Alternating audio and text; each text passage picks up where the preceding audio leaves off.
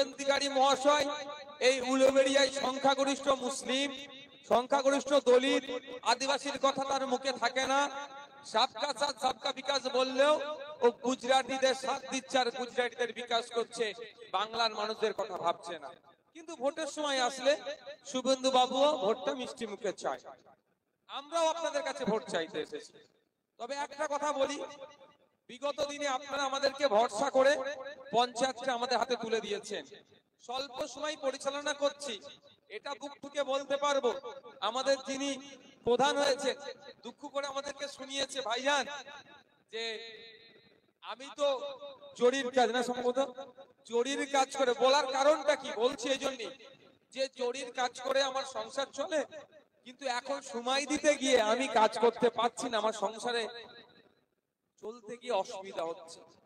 কিন্তু একবারের জন্য আমাদের প্রধান, আমাদের নেতৃত্বরা ওই কাটমানি নিয়ে সংসার চালাবে এ কথা ভাবেনি। কারণ এটা আইএসএফ এর আদর্শ নয়, আইএসএফ এর আদর্শ এটা নয়।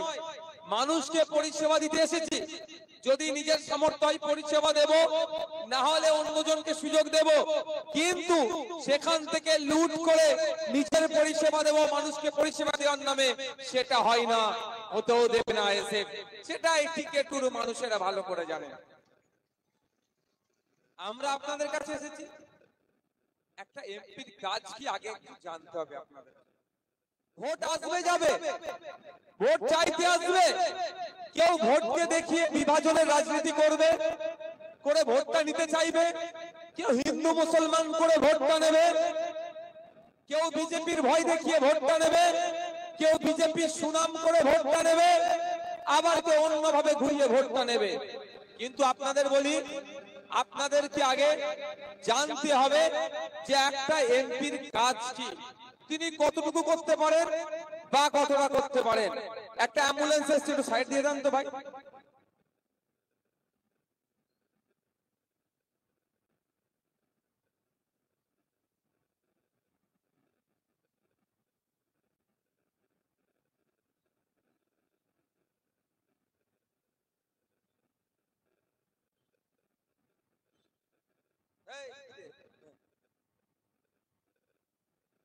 রাস্তা যা ভাই, কারো কারো তুলে দিয়েছিস যদি অ্যাম্বুলেন্সের পেশেন্ট নাই। তো একটা এমপির কাজ সর্বপ্রথম জানতে হবে। আমার আগে আমাদের প্রফেসর মফিকুল ইসলাম সাহেব বলছিলেন, প্রফেসর মফিকুল ইসলাম সাহেব বলছিলেন বেশ কিছু পয়েন্ট ধরে ধরে, যেমন এখানে এগ্রিকালচার আছে, তার সমস্যা, জরি শিল্পের সমস্যা, বস্ত্র শিল্পের সমস্যা, উলুবেড়িয়ায় যে সমস্ত বাউরিয়া চত্বরে যে সমস্ত কলকারখানাগুলো আছে, আমাদের লেবার ডিপার্টমেন্টের দায়িত্ব আছে, আমাদের রাজীব ভাই নাসির ভাইরা আছেন, লড়াই করছেন, শ্রমিকদেরকে খাটিয়ে নিচ্ছে, তার মজুরি কম দিচ্ছে, এবং ওই নিমদিঘি মোড় থেকে এখানে আসা পর্যন্ত আমি বলছিলাম আস্তে আস্তে আমার সাথে যারা ছিল, প্রায় এখানে 1030 মানুষ বসবাস করে। যাতায়াতের রাস্তাটা কত ন্যারো, কত ছোট্ট, এমার্জেন্সি হয়ে গেলে মানে চাইবো না, কিন্তু কোনো এমার্জেন্সিতে কোনো বড় গাড়ি ঢুকতে পারবে না। এই সমস্যাগুলো সমাধান করবে কি? এক কথায় উলুবেড়িয়া লোকসভায় সাধারণ মানুষের যে চাওয়া পাওয়া, অভাব, অভিযোগ, কোন জায়গায় ব্রিজের প্রয়োজন আছে, কোন জায়গায় রাস্তা চওড়া করার প্রয়োজন আছে, কোন জায়গায় কলকারখানার শ্রমিক যারা আছেন তারা তাদের আপনার শ্রমের মূল্য পাচ্ছে না, ছাত্র যুবদের যে ন্যাশনাল এডুকেশন পলিসি নিয়ে আসছে তাতে করে এদের অধিকারে হনন হবে। যাদের বাবাদের টাকা আছে, যারা পুঁজিপতি, তারাই পড়াশোনা করতে পারবে, গরিবের ছেলেগুলো পড়াশোনা ক্রমশ পিছিয়ে যাবে। এর যেমন বিরোধিতা করা, একই সাথে উলুবেড়িয়ার মানুষের যে চাওয়া পাওয়া গুলো আছে সেইগুলোকে পার্লামেন্টে তুলে ধরা। আর গুরুত্বপূর্ণ কাজ কি, যে বিলগুলো পাস হয় বা যে বিলগুলোর মধ্যে সংযোজন হয় বা বিয়োজন হয়, সেইগুলো যদি নাগরিকের বিপক্ষে যায়, পার্লামেন্টে দাঁড়িয়ে যেখানে আইন তৈরি হচ্ছে বা আইনের সংশোধন হচ্ছে বা সংযোজন হচ্ছে বা বিয়োজন হচ্ছে, সেখানে দাঁড়িয়ে যে আইনগুলো যদি নাগরিকের বিপক্ষে যায়, বলিষ্ঠ কণ্ঠে তার প্রতিবাদ করা। আর যদি সেই আইনগুলো নাগরিকের পক্ষে আসে তাহলে সেটাকে আরো বেশি করে নাগরিকের পক্ষে কিভাবে আনা যায় তার জন্য আইডিয়া সেখানে শেয়ার করা। 3 নম্বর গুরুত্বপূর্ণ কাজ কি? ইউনিক আইডিয়া যেখানে দেশের আইন তৈরি হচ্ছে সেখানে শেয়ার করা। ইউনিক আইডিয়াটা কি ধরনের? আপনারা ভুক্তভোগী, আপনাদের এখান থেকে বলুন এমার্জেন্সি কোনো কিছু ট্রিটমেন্টের দরকার হলে, হেভি ট্রিটমেন্টের দরকার হলে আমরা যাচ্ছি কোথায়? ব্লক হসপিটালে গেলে সেখানে আমরা ট্রিটমেন্ট পাই না, ছুটে যেতে কোথায় হয়? উলুবেড়িয়া মেডিকেল কলেজ বর্তমানে হয়েছে, সেখানে গিয়েও সেই অর্থে ট্রিটমেন্ট পাচ্ছি না। ডক্টর থাকলে মেডিসিন নাই, মেডিসিন থাকলে নার্স নাই, এক কথায় স্বাস্থ্য পরিষেবা প্রায় ধ্বংস হয়ে গিয়েছে। ছুটে কোথায় যেতে হয় আমাদেরকে? কলকাতাতে, পিজিতে, চিত্তরঞ্জনে, মেডিকেলে, এনআরএসে দরবেদর করতে হয় বেড পাওয়ার জন্য। কিন্তু দুঃখের বিষয় আমরা সেই অর্থে বেড পাই না। বেড থাকার পরেও আমাদেরকে বলা হয় যে 30,000 দাও, 20,000 দাও, অর্থাৎ অর্থের বিনিময়ে তোমাকে বেড দেওয়া হবে, না হলে বেড নাই, দালালগুলো বলে। আমরা ইউনিক আইডিয়া এটাই সরকারকে দিতে চাই। পশ্চিমবাংলা সরকারকে বলেছি, মাননীয় মমতা ব্যানার্জি মহাশয়া এই দালালদেরকে নিয়ে খুবই চিন্তিত, খুবই চিন্তিত।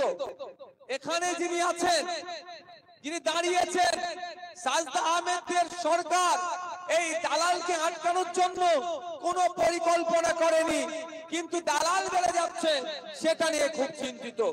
আরে চিন্তিত হলে শুধু তো হবে না, আপনাকে পশ্চিম বাংলার মানুষ আপনাদেরকে ম্যান্ডেট দিয়েছে, সরকারের ক্ষমতা আপনাদের হাতে তুলে দিয়েছে ভোটের মাধ্যমে। তাই দালাল যে রাজ চলছে ধ্বংস করার দায়িত্ব তো আপনাদেরকে নিতে হবে।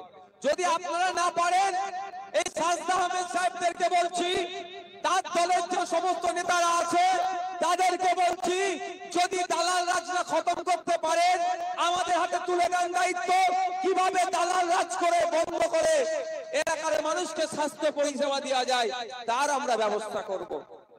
তো ওরা তো দায়িত্ব তুলে দেবে বলে আমার বিশ্বাস হয় না, কিন্তু আমাদের কাছে চুপ থাকলে তো হবে না। আমি রাজ্যের সরকারের কাছে আমি ইউনিক আইডিয়া শেয়ার করেছি। আমি বলেছি ব্লক হসপিটাল থেকে কলকাতার নামি দামি সরকারি হসপিটাল পর্যন্ত প্রতিটা হসপিটালের সামনে ডিসপ্লে বোর্ড লাগিয়ে দেওয়া হোক। আপনারা কোন স্টেশনে নামেন যদি ট্রেনে আসেন? উলুবেড়িয়াতে কিভাবে জানবেন কত নম্বর প্ল্যাটফর্মে ট্রেন দিয়েছে হাওড়াতে এসে? আপনারা কি করেন? ডিসপ্লে বোর্ডের দিকে তাকান না? বাস থেকে নামলাম, এখন মেট্রো হয়ে গিয়েছে, কত নম্বরে দিয়েছে? 18, 19, 20, 22, 17, 13। আমরা কি দেখি যে কত নম্বরে প্ল্যাটফর্মে ট্রেন আসছে, ওটা হয় অ্যানাউন্সমেন্ট শুনি, না হলে অ্যানাউন্সমেন্টের কিন্তু আমরা অপেক্ষায় থাকি না, আমরা ছুটে এসে আগে ডিসপ্লে বোর্ড দেখি যে কত নম্বর প্ল্যাটফর্মে ট্রেনটা দিয়েছে। সেইভাবে আমরা রাজ্য সরকারের কাছে প্রস্তাব রেখেছিলাম, আমি একজন আইনসভার সদস্য হয়ে আমি প্রস্তাব রেখেছিলাম যে প্রতিটা হসপিটালের সামনে ডিসপ্লে বোর্ড লাগিয়ে দেওয়া হোক। এখানকার ব্লক হসপিটালে কটা বেড আছে, আইসিইউ কটা আছে, আইডিইউ কটা আছে, সিসিইউ কটা আছে, জেনারেল ওয়ার্ড কটা আছে, ফিমেল ওয়ার্ড কটা আছে, মেল ওয়ার্ড কটা আছে, এক কথায় এই হসপিটালের বেডের সংখ্যা কত সেটা ডিসপ্লে করা হোক, ডিজিটাল মোডে করা হোক, কত খালি আছে আর কত বুক আছে সামনে দেয়া থাকুক। আপনারা এখান থেকে যদি চলে যান, লোকাল হসপিটালে ট্রিটমেন্ট পাচ্ছে না, জেলা হসপিটালে চলে যাবেন, ওখানে এক কথা বলবে কলকাতায় চলে যাও। কেন কলকাতায় যাবেন? কলকাতায় চলে গিয়েছেন, আপনাকে বলছে বেড নাই। আমি ধরলাম আপনার এমার্জেন্সি আছে, কিন্তু আপনি 30,000, 40,000 টাকা দিলে বেডটা পেয়ে যাচ্ছেন। তাই আমাদের বক্তব্য হচ্ছে ওখানে হসপিটালের সামনে, পিজি হসপিটালের সামনে যদি বোর্ড লাগানো থাকে, কটা বেড, 100টা বেড হয়তো আছে, 95টা ভর্তি আছে আর 5টা খালি আছে। ওই 5টা যদি আপনি দেখতে পান খালি আছে, আপনার কাছে কেউ 30,000, 40,000 টাকা চেয়ে বেড দেবে বললে সে কথা আপনি শুনবেন না সাথে সাথে প্রতিবাদী হবেন? যারা কনসার্ন ডিপার্টমেন্টের দায়িত্বে আছে তাদেরকে যে প্রশ্ন করবেন যে 5টা বেড খালি আছে, কেন আমি আমার বেড পাবো না? এই ইউনিক আইডিয়া ধরনের অনেক আছে যেগুলো আমরা পার্লামেন্টে শেয়ার করতে চাই। আপনারা বিগত সালে ভোট দিয়ে পার্লামেন্টে কেন পাঠিয়েছিলেন? আপনারা শ্রমজীবী মানুষ, আপনাদের হয়ে আইনসভার মধ্যে কথা বলবেন। আপনারা কৃষক, যখন বর্বর সরকার শুভেন্দু বাবুদের জুমলাবাজের সরকার আপনাদের বিরুদ্ধে যখন বিল পাস করলো, কৃষকদের বিরুদ্ধে যখন বিল পাস করলো, সাজদা আহমেদ মহাশয়কে তখন কিন্তু খুঁজে পাওয়া গেল না এর বিরোধিতা করতে। উল্টে কি দেখলাম, বরঞ্চ এই রাজ্যে যখন বিজেপি সরকারের বিরুদ্ধে বিরোধিতা করে আন্দোলন হতো, তখন সাজদা আহমেদের দলের লোকেরা সাধারণ মানুষ, কৃষকের এবং আইএসএফ এর উপর আক্রমণ করে বন্ধের বিরোধিতা করেছিল। বন্ধুগণ, আপনাদের ভাবতে হবে, ভোট আসলেই বিজেপি তৃণমূলের বাইনারিতে খেলা খেলতে চায়, কিন্তু জানতে হবে দিনের শেষে বিজেমূল একে অপরের পরিপূরক। নাহলে ভাবুন না, আপনাদের কৃষকেরা আন্দোলন করছে, আইএসএফরা কৃষকের আন্দোলনকে সংহতি জানিয়ে যে আন্দোলনটা করছে, আন্দোলনটা ছিল বিজেপির বিরুদ্ধে আন্দোলন, কিন্তু তৃণমূলের সরকারের এই মমতা ব্যানার্জি, এই সাজদা আহমেদের এত বুকে ফাটছিল কেন যে বিজেপির বিরুদ্ধে বন্ধ রেখেছে, সেটাকে আরো সহযোগিতা করা দরকার। তার বিরুদ্ধে বন্ধকে সফল হতে না দেওয়া যায়, তার জন্য সকাল সকাল তাদের দলের নেতা কর্মীদের রাস্তায় নামিয়ে বিরোধীদের উপর আক্রমণ কেন চালিয়েছিল? ব্যাপারটা এখানেই। পশ্চিম বাংলা যদি বন্ধ সফল হয়ে যায়, তাহলে ভাইপোকে হয়তো গ্যারেজ করে দিতে পারে। তাই ভাইপোকে বাঁচানোর জন্য এত কৃষকদেরকে সাড়া দেয়নি তাদের ডাকে। তাই সময় এসেছে আমরা কৃষক থেকে শুরু করে, শ্রমজীবী মানুষ থেকে শুরু করে, আমরা আমাদের অধিকার বুঝে নেওয়ার জন্য ঐক্যবদ্ধ হন। আসুন এগিয়ে আসি, আমরা এই বিজেমূল সরকারের বিরুদ্ধে ভোট করি।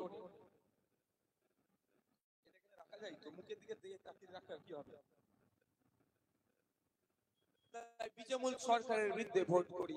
বন্ধুগণ, এই জায়গা থেকে আমি তৃণমূলের বন্ধুদের উদ্দেশ্যে বলবো, সাজদা আহমেদ মহাশয়ের উদ্দেশ্যে বলবো, 1 বছরে 5 কোটি টাকা একটা এমএমপি ল্যাডে আসে ডেভেলপমেন্ট করার জন্য তার নির্বাচনী ক্ষেত্রে। তাহলে 5 বছরে কত আসছে? নিশ্চিতভাবে আপনারা জানেন এই সাজদা আহমেদ মহাশয়া কত বছরের এমপি, সেই বছরের সাথে সাথে 5000 করে সেখানে যুক্ত করুন, 5 কোটি করে যুক্ত করুন, ইনটু মানে যত বছরের এমপি ইনটু 5 করুন, তাহলে কত টাকা হচ্ছে? তো আমি এখান থেকে দাঁড়িয়ে বলছি, আমি এখান থেকে দাঁড়িয়ে তৃণমূলী বন্ধুদের উদ্দেশ্যে বলবো, সাথে সাথে জনগণকে সচেতন করার জন্য বলবো, একটু খোঁজ রাখুন যে 1 বছরে 5 কোটি আসে, 5 বছরে নিশ্চিতভাবে 25 কোটি এই উন্নয়নের জন্য টাকাটা কোথায় কোথায় খরচ হয়েছে সাজদা আহমেদের সাহেবের পক্ষ থেকে, এখানকার তৃণমূলের নেতৃত্বদের পক্ষ থেকে জনমানুষে যেভাবে ভোট চাইছে বড় বড় ব্যানার লাগিয়ে, পোস্টার লাগিয়ে, তো 5 কোটি টাকা বছরের, 5 বছরে 25 কোটি টাকা কোথায় কোথায় খরচ করেছে তার ইস্তেহার জনমানুষে প্রকাশ করুক। তাহলে তো জানা যাবে কতটা কাটমানি খেয়েছে আর কতটা জনগণের ট্যাক্সের টাকা জনগণের জন্য খরচ করেছে। আমি চ্যালেঞ্জ করে বলে যাচ্ছি, এখানে এই 20 তারিখে আপনাদের ভোট আছে, ওই 20 তারিখের আগে এরা প্রকাশ করবে না। কারণ কি হয়, কিভাবে কাজ করেছে খোঁজলে দেখা যাবে সেই অর্থে কাজ করেনি, বা যে কাজ করেছে বিগত দিনে শুনছিলাম ওই বাইনান অঞ্চলে একটা গ্যাসের সিলিন্ডার, একটা ওভেন কিনতে গিয়ে নাকি 1,30,000 টাকা বিল করেছে। ঠিক এখানে যে কাজগুলো হয়েছে হওয়ার পরিমাণ খুব কম, কিন্তু যেটা হয়েছে 10 টাকার কাজকে 100 টাকা কেন 1000 টাকা বিল করিয়ে তারা ওখানে ফায়দা নিয়েছে। তাই তারা জনমানুষে আনবে না। তাই বন্ধুগণ বলবো, যদি আপনারা আমাদেরকে সুযোগ দেন, আমাদের এমপি দিল্লি যাবে আপনাদের কণ্ঠ হয়ে। আপনি জয়ী শিল্প, এই শিল্পের অবস্থা তলানিতে চলে যাচ্ছে, এটাকে কাটিয়ে তোলে এই শিল্পকে জাগ্রত করতে হবে। এখানকার জরির মালপত্র বিদেশে যাতে এক্সপোর্ট করা যায়, এখানকার শ্রমিকদের কথা ভেবে তাদের ন্যূনতম মজুরি যাতে বাড়ানো যায়, তার কথা পার্লামেন্টে গিয়ে যিনি আওয়াজ করবেন আমাদের অধ্যাপক মফিকুল ইসলাম সাহেব আপনাদের হয়ে পার্লামেন্টে আওয়াজ করবেন। আপনি বঞ্চিত মানুষ, আপনার এলাকার স্বাস্থ্য কেন্দ্রের মান তলানিতে চলে গিয়েছে। এখানে পর্যাপ্ত পরিমাণে ডক্টর দিতে হবে, নার্স দিতে হবে, ঔষধ দিতে হবে। শিক্ষা প্রতিষ্ঠান আছে, সেই শিক্ষা প্রতিষ্ঠানগুলোতে শিক্ষক নাই, শিক্ষার পরিকাঠামো কেন নাই, এর আওয়াজ তুলবে। এই আওয়াজ তোলার জন্য আমাদের পক্ষ থেকে একজন বিএসএফ এর প্রাক্তন সেনা, যিনি প্রায় 15.5 বছর দেশের জন্য, দেশের সীমান্তকে রক্ষা করার দায়িত্ব কাঁধে তুলে নিয়েছিলেন।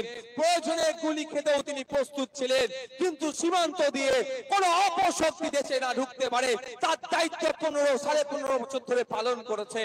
আমরা চাইছি এখন তিনি অধ্যাপনার কাজে যুক্ত আছেন, এই একজন প্রাক্তন সেনা কর্তা, বিএসএফ কর্তা, তাকে আমরা ভোটে জিতে পার্লামেন্টে পাঠিয়ে শুধুমাত্র উলুবেড়িয়াকে বুকে আগলে নয়, পশ্চিমবাংলাকে নয়, দেশকে যাতে আগলে দেশের আইনসভার মধ্যে গিয়ে জনগণের জন্য কোনো আইন তৈরি হয় যেগুলো তার হয়ে বলিষ্ঠ কথা বলে, সেই জন্য আপনাদের হাতে তুলে দিয়েছি। আপনারা দেখুন আপনারা কার হাতটাকে শক্ত করবেন। ইতিপূর্বে 17 বার আপনারা ভোট দিয়ে পার্লামেন্টে পাঠিয়েছেন, কিন্তু দুঃখের বিষয় উলুবেড়িয়া লোকসভার মানুষের চাওয়া পাওয়া, অভাব, অভিযোগ ঠিক মতো পার্লামেন্টে উত্থাপন হয়নি। কি হলো? হ্যাঁ, ও একটু বাচ্চারা ঠিক আছে। আচ্ছা, ঠিক আছে। আপনারা ইতিপূর্বে 17 বার লোকসভা ইলেকশনে ভোট দিয়ে পার্লামেন্টে পাঠিয়েছেন। লাভ লস কি হয়েছে আপনাদের বলবো একটু?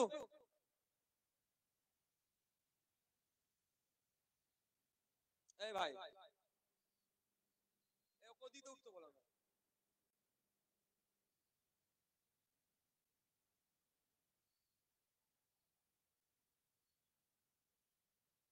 ইতিপূর্বে আপনারা 17 বার ভোট দিয়ে এমপি করে পার্লামেন্টে পাঠিয়েছেন।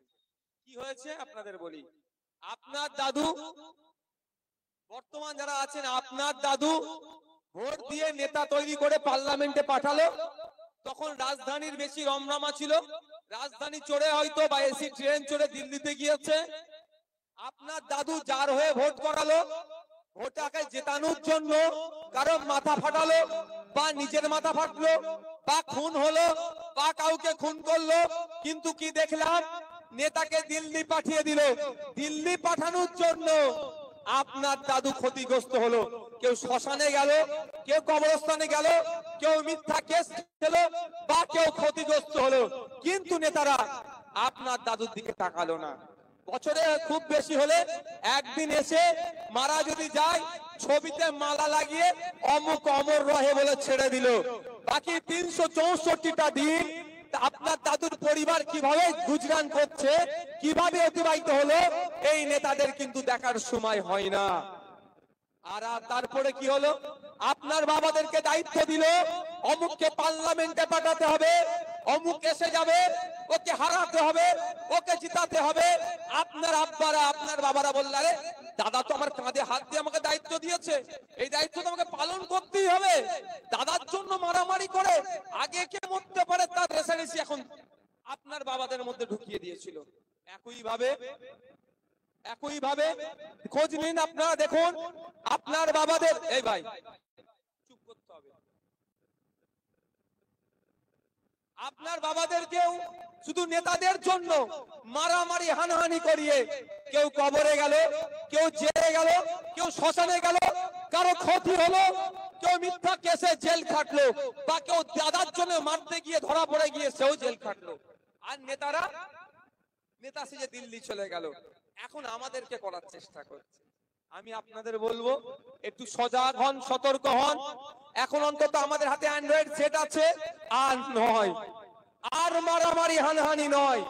নেতার হয়ে মারামারি করব, আর নেতা এসি রুমে বসে ওর নেতার সাথে গল্প করছে।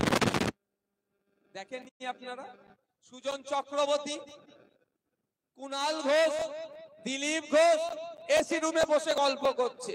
কুণাল ঘোষ তৃণমূলের নেতা, দিলীপ ঘোষ বিজেপির নেতা, সুকান্ত মজুমদার বিজেপির নেতা, আর ওখানে এক আরএসএস এর নেতা ছিল, এক জায়গায় বসে কেক কাটছে। আর এই আপনার টিকেট 2 অঞ্চলের আশপাশে উলুবেড়িয়াতে বিজেপি, তৃণমূল, আইএসএফ, কংগ্রেস করার জন্য বুথ স্তরে এত মারামারি হচ্ছে কেন? এখন একটু সজাগ সতর্ক হন। নেতারাদেরকে দিল্লি পাঠাতে চাইছেন, পাঠান, কিন্তু নেতাদের জন্য এই মারামারি হানাহানিতে জড়িয়ে পড়বেন না। ক্ষতিগ্রস্ত দিনের শেষে নেতারা হচ্ছে না, হচ্ছে কে? আপনারা।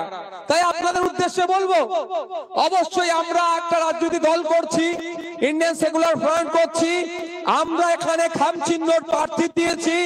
আপনাদের উদ্দেশ্যে বলবো, আপনারা আমাদেরকে ভোট দিয়ে পার্লামেন্টে পাঠালে আপনাদের হয়ে বলিষ্ঠ কণ্ঠে কথা বলবো। কৃষকদের বিরুদ্ধে বিল পাস করার আগে অন্তত ভাববে পার্লামেন্টের মধ্যে অধ্যাপক মফিকুল ইসলাম আছে, আর 5 জন কথা না বললো, সাজদা আহমেদরা কথা না বললো, ওই অভিষেক ব্যানার্জিরা না কথা বললো, অধ্যাপক মফিকুল ইসলাম আছেন, কৃষকদের হয়ে বলিষ্ঠ কণ্ঠে কথা বলবে। এটা ভাববেন। শ্রমজীবী মানুষের বিপক্ষে যদি কোনো বিল পাস হয় পার্লামেন্টে বলবে।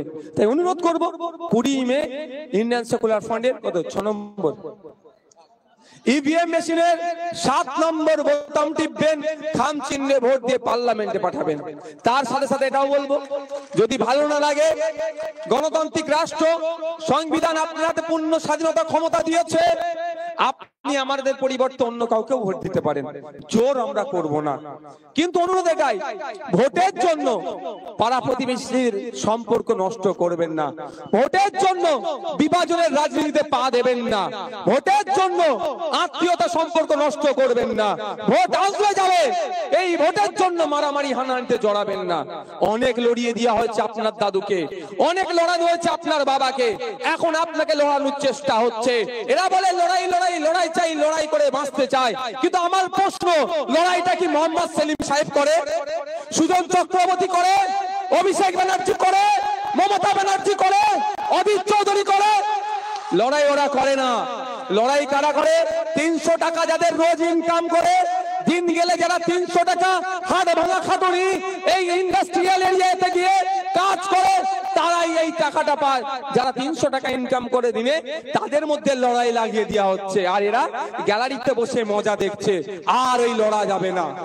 এবার এই স্লোগান যারা দেবে তাদেরকে বলবেন, দাদা 1952 সাল থেকে এই স্লোগান দিলাম আপনাদের জন্য, লড়াই লড়াই লড়াই চাই, লড়াই করে বাঁচতে চাই। এই ধরনের কথা 1952 সাল থেকে দিলাম, আর ভোটটা দিলাম, কিন্তু আমার দাদুর পরিবার ধ্বংস হয়েছে, আমার বাবার পরিবার ধ্বংস হয়ে গেছে। আজকে আমার এই দুরবস্থার কারণ হচ্ছে আপনারা। আমি আমার পরের প্রজন্মকে, অর্থাৎ আমার ছেলেরা এই যে দুরবস্থার সম্মুখীন হোক, এটা আমরা হতে দেব না। আমরা অনেক হয়েছে লড়াই লড়াই লড়াই চাই, লড়াই করে বাঁচতে চাই। হাত আর আমাদের সামনে যাবে না, এইবার হাত আমাদের পিছনে থাকবে। মোহাম্মদ সেলিম, সুজন চক্রবর্তী, কুণাল ঘোষ, দিলীপ ঘোষ, মমতা ব্যানার্জি, শুভেন্দু অধিকারী, অধীর রঞ্জন চৌধুরী, অভিষেক বাবুদেরকে বলে দিতে হবে, এবার যদি ইচ্ছে যাই লড়াই করতে, তোমরা স্লোগান দাও আর তোমরা একটু লড়ালড়ি করো, আমরা গ্যালারিতে বসে পেছনে হাতটা রেখে দেখবো। কোনদিন দেখেছেন মমতা ব্যানার্জি আর শুভেন্দু অধিকারীর মধ্যে লড়াই হতে?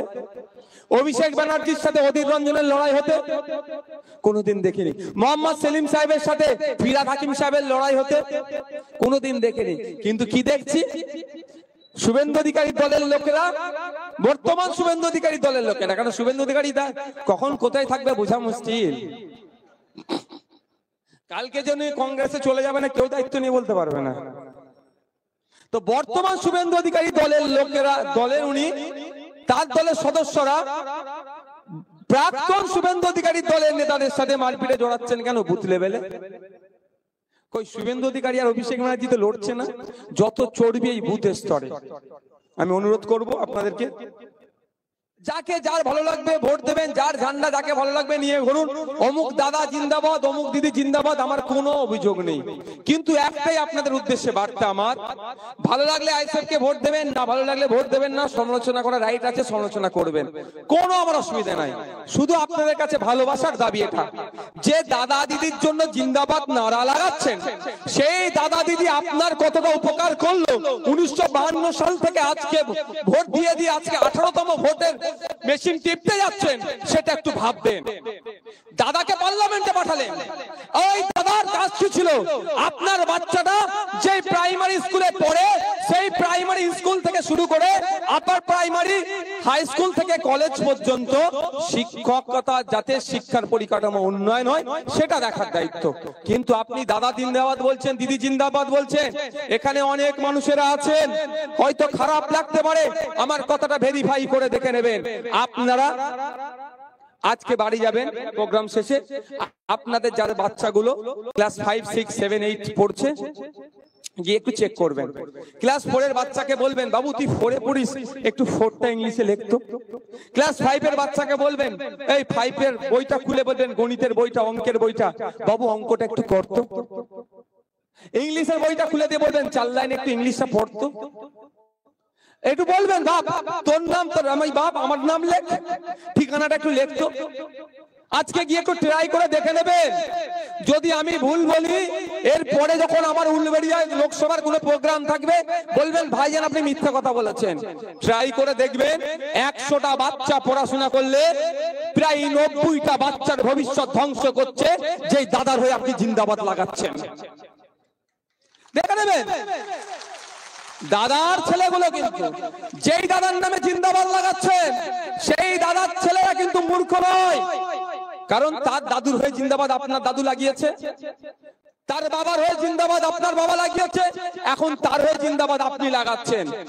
দাদুর ছেলে বাবা, তার ছেলে নেতা হলো, তার ছেলে এখন নেতা হচ্ছে, সে তার ছেলেকে মানুষ করছে, বেসরকারি শিক্ষা প্রতিষ্ঠানে পাঠাচ্ছে, ভালো করে পড়িয়ে নেতা করবে আগামী দিনে। আর আপনার আমাকে দাদুকে লাঠিয়াল বানিয়ে রেখেছিল, শিক্ষা কেড়ে নিয়েছিল, বাবাদের আমলেও শিক্ষা কেড়েছে, এখনো আপনাদের আমাদের আমলে শিক্ষা কেড়েছে। আমাদের প্রজন্ম যাতে এখনকার নেতাদের ছেলেদের হয়ে লাঠিয়ালগিরি করে, এই নেতাদের হয়ে মারামারি করে, সুকৌশলে শিক্ষা ব্যবস্থাটাকে ধ্বংস করে দিচ্ছে। 8,500 শিক্ষা প্রতিষ্ঠান পশ্চিম বাংলায় বন্ধ হতে চলেছে। কার ক্ষতি হবে? নির্মল মাঝির ক্ষতি হবে, রাজা সেনের ক্ষতি হবে, পুলক রায়ের ক্ষতি হবে, সাজদা আহমেদের ক্ষতি হবে, অভিষেক ব্যানার্জির ক্ষতি হবে, মমতা ব্যানার্জির ক্ষতি হবে? মোটেও এদের ক্ষতি হবে না। কারণ এদের পরিবারের সব ছেলে মেয়েদের দেখুন, সব বেসরকারি স্কুল থেকে পড়িয়ে উচ্চ শিক্ষায় শিক্ষিত করিয়ে কারো ছেলে বিদেশে পড়ছে, কারো মেয়ে বিদেশে পড়ছে, তারপরে নিয়ে সে নেতা করে আপনার ছেলের উপরে বসিয়ে দেবে। ক্ষতি কার হবে? এই যারা দাদা জিন্দাবাদ দিদি জিন্দাবাদ করছেন তাদের ছেলে মেয়েদের ক্ষতি হচ্ছে। তাই অনুরোধ করবো, আওয়াজ তুলতে হবে। যে ভোট পরে হবে দাদা তোমার হয়ে নারা দুটোর বদলে 4টে লাগাবো। আগে প্রাইমারি স্কুলগুলোতে টিচার দাও, হাই স্কুলগুলোতে টিচার দাও, কলেজগুলোতে প্রফেসর দাও, এগুলো সব নাই। খোঁজ নিয়ে দেখুন না, প্রাইমারি স্কুলগুলোকে এখন লঙ্গরখানায় পরিণত করে দিয়েছে। বাচ্চারা যাচ্ছে, মিড ডে মিল খাচ্ছে, ফিরে আসছে, আবার ওই মিড ডে মিল থেকে এই মমতা ব্যানার্জির দলের লোকেরা, এই সাজদা আহমেদ যারা ভোট চাইতে আসছে, এই নির্মল সাহেবদের দলের লোকেরা চুরি করেছে মিড ডে মিল বাচ্চাদের। আমি তো বলে যাচ্ছি, আমার বিরুদ্ধে মামলা করতে বলুন। সাজদা আহমেদ সাহেবকে বলবেন, নির্মল মাঝি মহাশয়কে বলবেন, নওশাদ সিদ্দিকী সাহেব এসেছিল, এসে এইখান থেকে বলে গিয়েছে যে আপনার দলের নেতারা বাচ্চাদের মিড ডে মিল চুরি করে খায়। বলবেন যে দাদার হয়ে নারা লাগাচ্ছেন সেই দাদা আপনার ছেলের মিড ডে মিল চুরি করছে।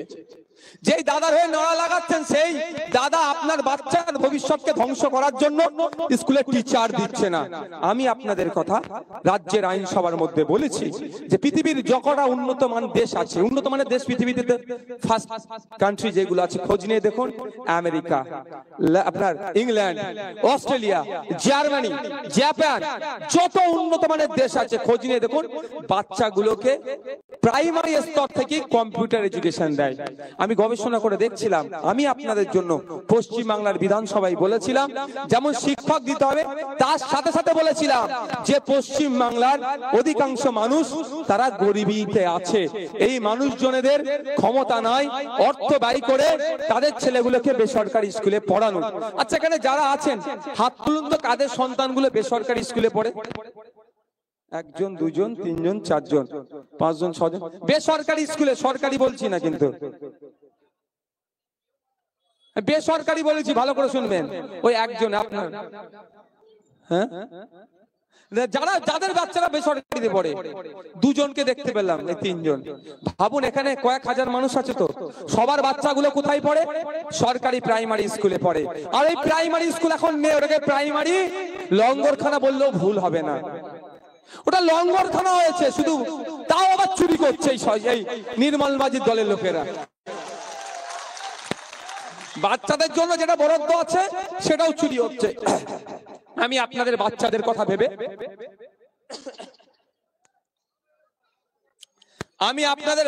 কথা ভেবে পশ্চিম বাংলার আইনসভার মধ্যে, যেখানে পশ্চিম বাংলার আইন তৈরি হয়, শিক্ষা ব্যবস্থা কিভাবে চলবে, যেখানে পশ্চিম বাংলার সেই পলিসি তৈরি হয়, সেই পলিসি তৈরির জায়গাতে আপনাদের কথা ভেবে মাননীয় শিক্ষামন্ত্রীর কাছে প্রস্তাব রেখেছিলাম যে পশ্চিম বাংলার অধিকাংশ মানুষের সন্তানেরা সরকারি স্কুলে পড়াশোনা করে, তাই প্রাইমারি লেভেল থেকেই আপনাদের বাচ্চাদের কথা ভেবে কম্পিউটার এডুকেশন প্রোভাইড করা হোক, তার দাবি আমি তুলেছিলাম। এই দাবিটা কর্ণপাত করেনি। আমরা চাইছি এই দাবিকে শুধুমাত্র রাজ্যের আইনসভার মধ্যে সীমাবদ্ধ করে রাখতে চাইব না। যেই দেশের প্রধানমন্ত্রী হোক না কেন, যেই দেশের শিক্ষামন্ত্রী হোক না কেন, দেশের আইন যেখানে তৈরি হবে সেই জায়গায় এই আওয়াজটা পৌঁছানো দরকার। আর পৌঁছানোর জন্য আমরা অ্যাডভোকেট অধ্যাপক মফিকুল ইসলাম সাহেবকে চাইছি। আমরা আপনাদের সন্তানের জন্য লড়াই করছি। এই লড়াইটা যদি আরো বৃহত্তর পরিসরে করাতে চান, তাহলে বলবো 20 তারিখে মূল্যবান ভোট দিয়ে, আপনাদের মূল্যবান ভোট দিয়ে খাম চিহ্নে ভোটটা দেবেন এবং পার্লামেন্টে এক্স বিএসএফ সেনা এবং বর্তমান প্রফেসর অধ্যাপক মফিকুল ইসলাম সাহেবকে আপনারা পার্লামেন্টে পাঠাবেন। কি রাজি আছেন তো নাকি ভাই? দেখুন একটা কথা বলি, আপনাদের ভবিষ্যৎ আপনাদের হাতে আছে। আপনাদের ভবিষ্যৎ আপনাদের হাতে আছে। সিএ কে আটকানোর জন্য পার্লামেন্টে পাঠিয়েছিলেন সাজদা আহমেদকে, উনি ভোট দিয়েছিল? উনি কিন্তু ভোট দেয়নি। উনি বকলমে বিজেপির সহযোগিতা করেছে। আগামী দিনে কোন সরকার যদি নাগরিকের বিপক্ষে বিল নিয়ে আসে, তাহলে সাজদা আহমেদকে যদি এখন ভোট দিয়ে পাঠান, তাহলে একই ভাবে তারা সহযোগিতা করবে। তাই আর ভোট তাকে নয়, এমপি পরিবর্তন করতে হবে। কি স্লোগান হবে? এমপির পরিবর্তন চাই। এখান থেকে নতুন এমপি পার্লামেন্টে চাই, এখান থেকে নতুন এমপি পার্লামেন্টে চাই। এই আওয়াজটা তুলতে হবে। মায়েদেরকে বলবেন গিয়ে ইভিএম মেশিনের 7 নম্বর সুইচটা খাম চিহ্নে বোতাম টিপে নতুন এমপি কে পার্লামেন্টে পাঠাবেন, যিনি পার্লামেন্টে গিয়ে এই সিএ এর বিরুদ্ধে কথা বলবে, কৃষকদের বিরুদ্ধে যে বিল পাস করিয়ে রেখেছে তার বিরুদ্ধে কথা বলবে, এই শ্রমজীবী মানুষদেরকে যাদের শ্রম চুরি করে নিয়ে হচ্ছে, তাদের ন্যূনতম মজুরি দিচ্ছে না, যাদের মজুরি বাড়ানো হয়, তার পক্ষে কথা বলবে। আমাদের পক্ষ থেকে যদি তাকে আমরা পাঠাতে পারি। তাই বন্ধুগণ, আপনাদের বলবো, আমাকে এখানে দুটো বিষয় লিখেছে। পঞ্চায়েত নির্বাচনে কিভাবে দুর্নীতি করেছে আপনারা দেখেছেন, ভোট চুরি হয়েছে, তারপরেও কিন্তু জনগণের কাছে তারা হার স্বীকার করেছে, ভোট তারা দখল করতে পারেনি। আমি আপনাদের বলবো, সর্বপ্রথম কাজ হবে যে সমস্ত বুথগুলোতে তৃণমূলের উন্নয়ন বাহিনী দিয়ে এত উন্নয়ন করে ফেলেছে, ভোটকে চুরি করতে হচ্ছে। উন্নয়ন মানুষের হয়নি, উন্নয়ন নেতাদের হয়েছে। তো কথা হচ্ছে, এই তৃণমূলকে যে সমস্ত বুথগুলোতে তারা র্যাগিং করেছিল, সর্বপ্রথম আমাদের কাজ হবে এই নির্বাচনে, আশা করছি আমরা ইসিআইয়ের কাছে বারবার জানাচ্ছি যে এই নির্বাচন যাতে শান্তিপূর্ণভাবে হয়। তো উলবেড়িয়া এই টিকেটু অঞ্চলের কথা বলবো, এই অঞ্চলের মানুষজনেরা আছেন যে এই বুথগুলোতে র্যাগিং হয়েছিল, ভোট চুরি হয়েছিল, সর্বপ্রথম আমাদের কাজ কি হবে, ওই বুথগুলোতে আগে তৃণমূলকে শূন্য করতে হবে। শূন্য করে এই বার্তা দিতে হবে, তোমাদের প্রশাসনকে কাজে লাগিয়ে, প্রশাসনকে কাজে লাগিয়ে, ক্ষমতাকে কাজে লাগিয়ে দুষ্কৃতীদেরকে দিয়ে তোমরা ভোট চুরি করে সবুজ আবির মেখেছো, ও আবিরের দাম নাই, মানুষ সুযোগ পেয়েছে তোমাদেরকে শূন্য করে দিয়েছে। এটা সর্বপ্রথম করতে হবে। আর সাথে সাথে যে বুথগুলোতে জিতে আছি, আমাদের সেই বুথগুলোতে আশা করছি আরো বেশি করে আমরা লিড পাবো। হবে তো নাকি ভাই? শেষ করবো, কটা বাজে? আর 5 মিনিট বক্তব্য দেবো, খুব বেশি চলে, অসুবিধা নেই তো? ভালো কারো? হ্যাঁ, কারো অসুবিধা না? জানের ব্যাপার আছে। শুনছি নাকি কেসের ভয় দেখাচ্ছে আপনাদেরকে। আমি আপনাদের বলি, আমাকে কেন জেলে রেখেছিল জানেন? কিসের জন্য? আমার সাথে কি মমতা ব্যানার্জি ব্যক্তিগত লড়াই আছে? নেই। অভিষেক ব্যানার্জির ব্যক্তিগত লড়াই আছে নাই। আমি আপনাদের হয়ে কথা বলেছি, আপনাদের হয়ে যে প্রশ্নগুলো রাজ্যের আইনসভার মধ্যে যেখানে রাজ্যের পলিসি তৈরি হয়, আগামী দিনে মানুষ কিভাবে থাকবে, কি পরিষেবা দিতে হবে, সেই জায়গাতে গিয়ে এমন এমন প্রশ্ন আপনাদের হয়ে করেছি, ওখানের মন্ত্রী যারা থাকেন তারা ঠিকঠাক উত্তর দিতে পারেনি, আর সমস্ত বিধানসভার বাকি এমএলএরা দেখে আর হাসে, ওই রাগ মেটানোর জন্য আমাকে জেলে দিয়েছিল। আপনাদের জন্য কিন্তু আমি জেল খেটেছি। তবে একটা কথা বলা যায়, এই আপনাদের জন্য জেল খাটতে আমি 100 বার প্রস্তুত আছি।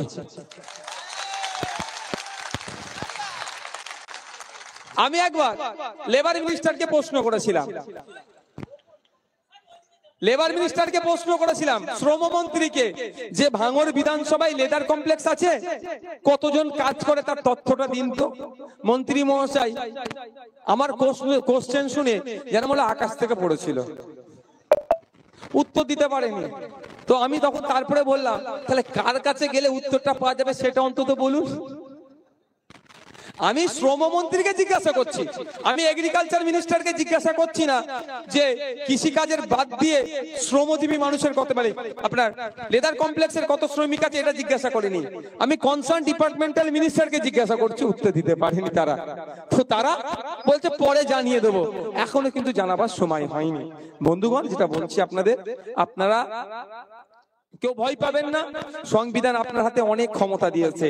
আপনার আঙুলের খেলাটা যদি ঠিক জায়গায় খেলে দিতে পারেন, দেখবেন সাজদা আহমেদ নয়, আমাদের অধ্যাপক মফিকুল ইসলাম সাহেব যেমন আপনাদের দাঁড়ে দাঁড়ে এসে ভোট চাইছে, 5 বছর ধরে আপনাদের দাঁড়ে পরিষেবা দেবে। আপনাদের আঙুলের খেলাটা ঠিক জায়গায় খেলতে হবে, একটু ভেবে চিন্তে খেলুন, কাজ হতে যাবে। এমপি কে ভোটের সময় দেখতে পাওয়া যায়, তারপরে আর পাওয়া যায় না। একবার ঠিক জায়গায় খেলুন। আমি আপনাদের বলছি, এবারে আপনারা ভোট দিয়ে অধ্যাপক মফিকুল ইসলাম সাহেবকে পার্লামেন্টে পাঠান। বাকি আর 1.5 বছর মতো টাইম থাকবে বিধানসভা নির্বাচন। আপনাদের বিধায়কের নাম কি? নির্মল মাঝি স্যারকে তো দেখা যায় না ভোট ছাড়া, তো ওই স্যার দেখবেন 1.5 বছর আপনাদের দাঁড়ে দাঁড়িয়ে এসে ঘুরবে। একবার ভোটটা এনাকে ভোটটা দিন। তো আপনারা যদি আমাদের ভোটটা দেন, দুয়ারে এমপি প্রকল্প আমরা চালাবো। ভয় পাওয়ার দরকার নেই, কোনো কারো প্ররোচনায় পা দেওয়ার দরকার নেই, কোনো লোকের কাছে আত্মসমর্পণ করার দরকার নেই। যদি রাতের অন্ধকারে 2000 টাকা বিরিয়ানির প্যাকেট নিয়ে আসে, ওটাও ছাড়বেন না, কিন্তু ওটাও নিয়ে নেবেন। আর যদি ভোটার কার্ড কেড়ে নেয়, অনেক ক্ষেত্রে হয়, এখানে হয় নাকি জানি না, আধার কার্ড আছে, প্যান কার্ড আছে, ড্রাইভিং লাইসেন্স আছে, ব্যাংকের পাসবুক আছে, এই ধরনের প্রায় 16-17টা আইটেম আছে, যেগুলো ভারত মানে সরকারের স্ট্যাম্প লাগানো ছবিওয়ালা থাকলে তা দিয়ে আপনারা ভোট দিতে পারবেন। ভয় পাওয়ার কিছু ব্যাপার নয়। তবে একটা জিনিস বলে রাখি, আপনাদের লোকাল কোর্টের নাম উলুবেড়িয়া, ডিস্ট্রিক্ট কোর্ট কোথায়? হাওড়াতে। আপনাদেরকে শুনেছি আমি যে আপনাদেরকে নাকি ভয় দেখাচ্ছে, সাধারণ মানুষকে কেসের ভয় দেখাচ্ছে, হ্যান করছে ত্যান করছে। আমি আপনাদের বলি, বেশি লোক আজকে পশ্চিমবাংলার জেলে নাই। মাত্র 25,000 মানুষ আছে 10.5 কোটি মানুষের, মাত্র 25,000 মানুষ এখন জেলে আছে। তো আপনারা আমার এখানে মনে হয় যারা আছেন জেল অনেকে খাটেননি। আমি জেল খেটে এসেছি, একবার জেল খেটলে অনেক জ্ঞান হবে, আর জেলে গেলে একটু শান্তি পাবেন। কেন বলুন তো? পারিবারিক লাইফ থেকে শুরু করে অনেক লাইফে অনেক টেনশন মাথায় থাকে, এই ফোন সব থেকে বেশি টেনশন। আপনি জেলে গেলে আপনার কিন্তু ফোন পাবেন না। তো এই টেনশন থেকে মুক্ত পাবে 2-4 দিন যদি জেলে থাকেন, আমি আপনাদের বলতে পারি মাইন্ড একদম রিফ্রেশ হয়ে যাবে। তো আপনাদের জেলের ভয় দেখালে ভয় পাবেন না। আমি আপনাদের বলে যাই, আপনাদেরকে যদি মিথ্যা কেসে জেলে দেয়, আপনারা ভয় পাবেন না।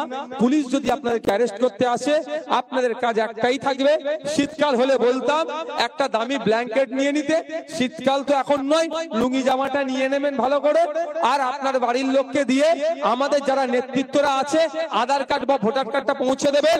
আমি দায়িত্ব নিয়ে বলছি, উলুবেড়িয়া কোর্টে আপনাকে তোলার আগে আমাদের থেকে অ্যাডভোকেট আপনাকে দাঁড়িয়ে থাকবে জামিন করানোর জন্য।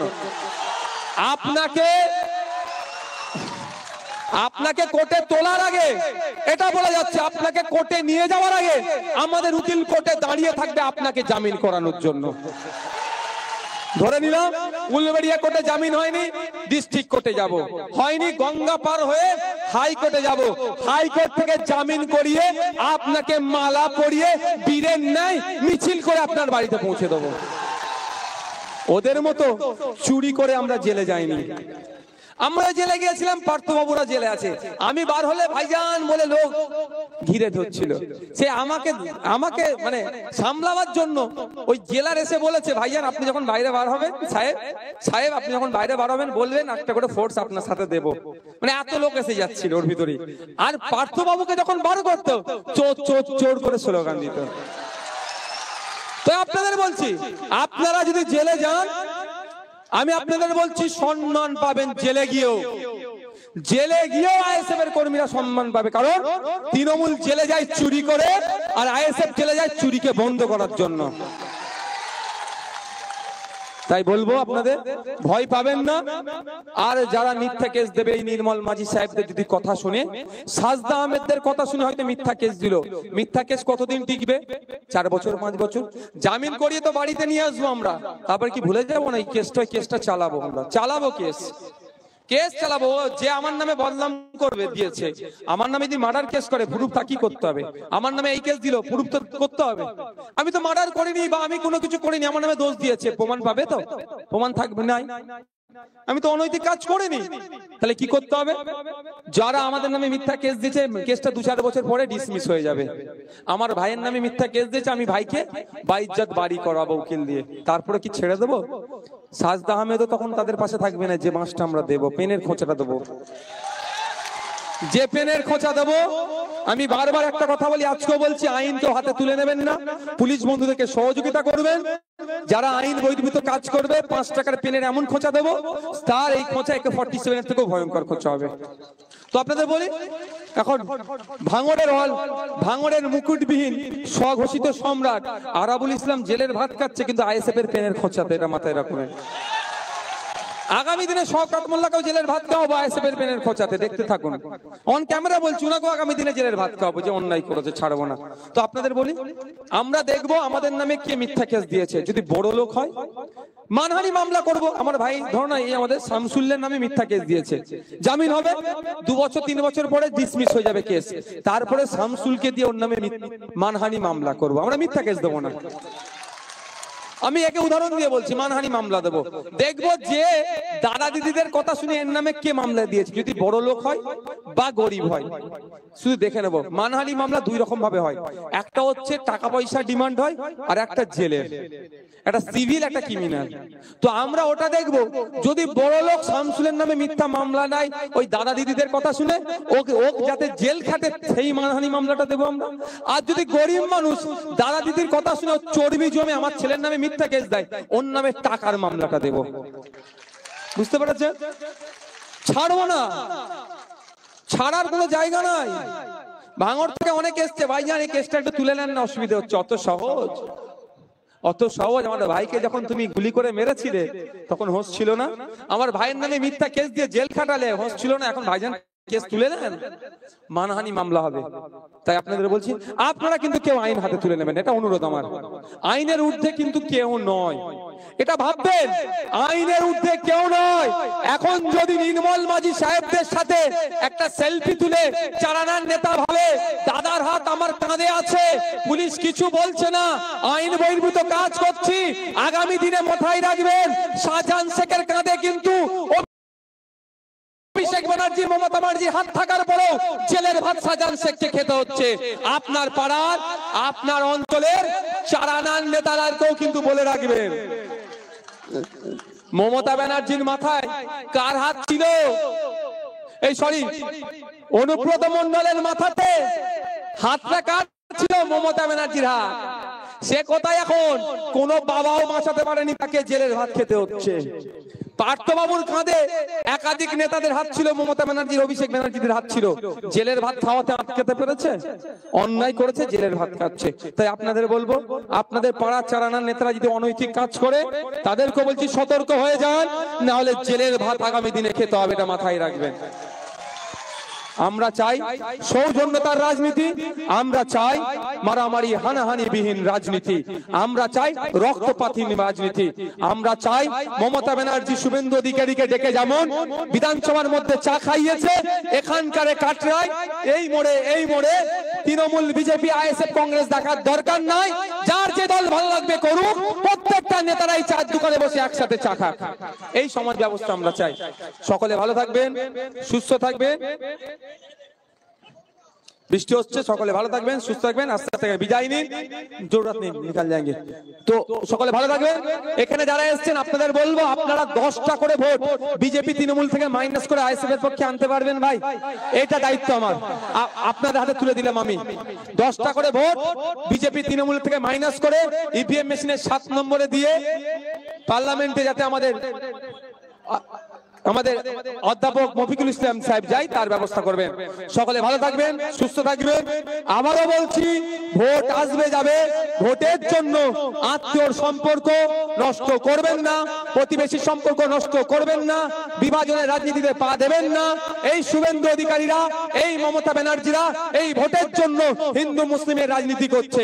এই শুভেন্দু অধিকারীরা, এই সুকান্ত বাবুরা, এই মমতা ব্যানার্জিরা শুধু জেতার জন্য তুমি হিন্দু তুমি মুসলমান করছে। এদের ফাঁদে পা দেওয়া যাবে না। আমরা দিনের শেষে নাগরিক, এটা মাথায় রেখে রাজনীতি করব। সকলে ভালো থাকবেন, সুস্থ থাকবেন।